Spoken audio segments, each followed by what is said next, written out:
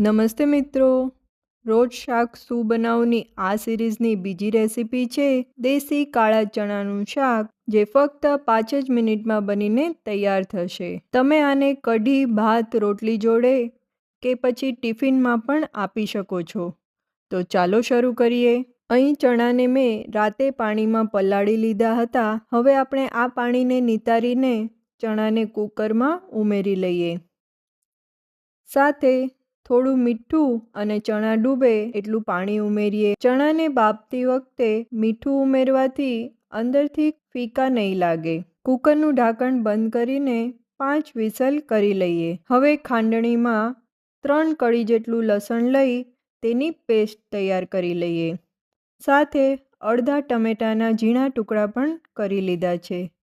સાથે 3 ચમચી જેટલો બેસન લીધો છે, જેને આપણે ઉમેરશું। હવે જોઈએ તો કુકર ઠંડુ થઈ ગયું છે અને આપણા ચણા પણ બફાઈને તૈયાર છે।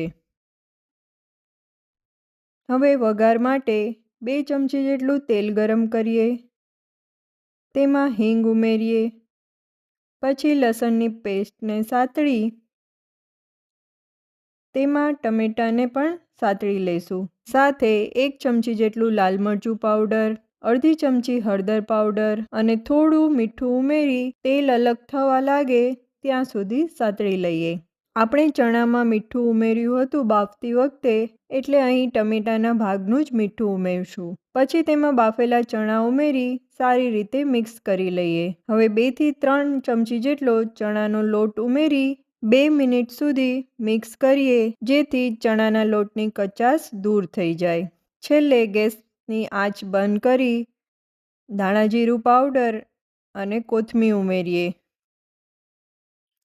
તો તૈયાર છે ગરમા ગરમ એકદમ સરળ અને સ્વાદિષ્ટ એવું દેશી ચણાનું શાક। જો તમને મારી આ સિરીઝ રોજ શાક શું બનાવવું ઉપયોગી લાગે તો વિડીયોને લાઈક, શેર અને ચેનલને સબસ્ક્રાઈબ કરવાનું ભૂલતા નહીં।